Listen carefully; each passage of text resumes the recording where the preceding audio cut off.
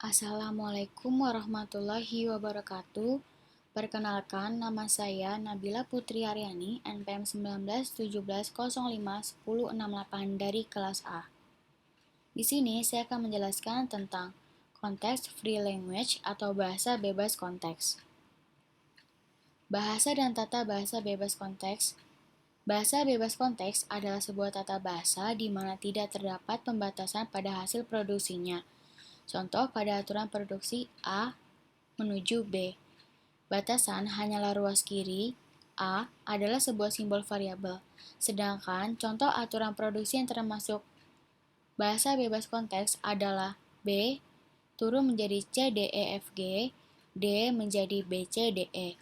Tata bahasa bebas konteks adalah tata bahasa yang mempunyai tujuan sama seperti halnya tata bahasa reguler, yaitu merupakan suatu cara untuk menunjukkan bagaimana menghasilkan suatu untai-untai dalam suatu bahasa. Terdapat 3 cara dalam melakukan penyederhanaan tata bebas konteks. Yang pertama, ada penghilangan produksi useless atau tidak berguna. Yang kedua, penghilangan produksi unit. Dan yang ketiga, penghilangan produksi epsilon. Yang pertama, ada penghilangan produksi useless atau tidak berguna. Produksi yang memuat simbol variabel yang tidak memiliki penurunan menghasilkan terminal seluruhnya. Produksi yang tidak pernah dicapai dengan penurunan apapun dari simbol awal, sehingga produksi itu berlebihan. Produksi ini tidak berguna karena bila diturunkan tidak akan pernah selesai. Yang kedua, ada penghilangan produksi unit. Produksi di mana ruas kiri dan kanan aturan produksi hanya berupa satu simbol variabel, misalkan A menuju B, C menuju D. Keberadaannya membuat tata bahasa memiliki kerumitan yang tak perlu. Penyederhanaan dilakukan dengan melakukan penggantian aturan produksi unit. Yang ketiga, penghilangan produksi epsilon.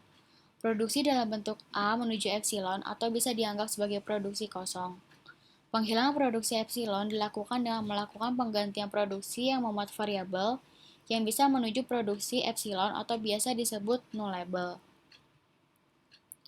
Pembagian tata bahasa konteks ada dua, yaitu dibagi menjadi parsing dan ambiguitas. Untuk mengimplementasikan parser diperlukan TBBK atau Context Free Grammar. TBBK adalah sekumpulan simbol variabel yang menunjukkan bagaimana menghasilkan untai-untai yang masing-masing merepresentasikan bahasa.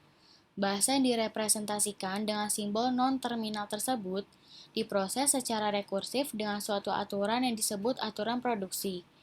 Tata bahasa bebas konteks memiliki elemen terminal dan non-terminal, di mana terminal merupakan simbol dasar yang tidak dapat diturunkan lagi, biasa disebut dengan token.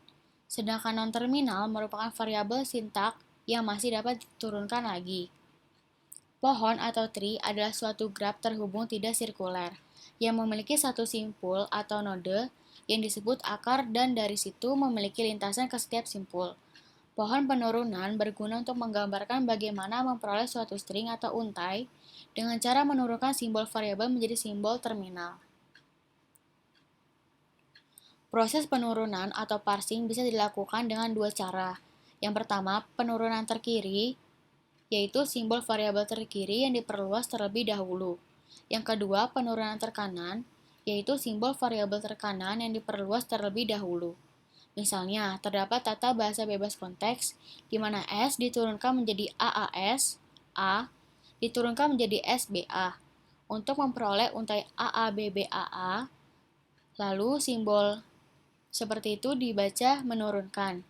Jadi dengan penurunan terkiri, di mana S menurunkan AAS, lalu diturunkan ASBAS, menurunkan AABAS, menurunkan AABBAS, lalu menurunkan AABBAA.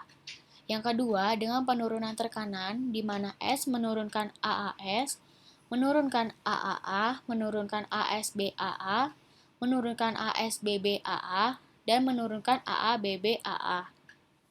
Meskipun proses penurunannya berbeda, namun akan tetap memiliki pohon penurunan yang sama.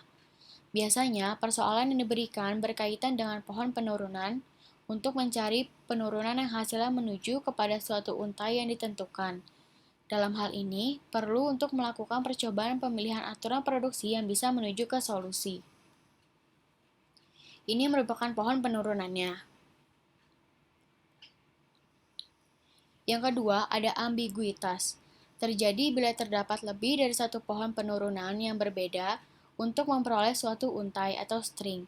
Misalnya terdapat tata bahasa bebas konteks. Contohnya, S menurunkan SBS, SCS, dan A. Untuk memperoleh untai ABACA, cara pertama bisa dilakukan dengan S menurunkan SBS, menurunkan SBSCS, menurunkan SBSCA, menurunkan SBACA menjadi ABACA. Cara kedua, S menurunkan SCS, menurunkan SBSCS, menurunkan ABSCS, menurunkan ABACS, lalu menjadi ABACA. Untuk untai yang sama, atau ABACA, dapat dibuat pohon penurunan yang berbeda, maka dapat dikatakan tata bahasa bebas konteks tersebut ambigu.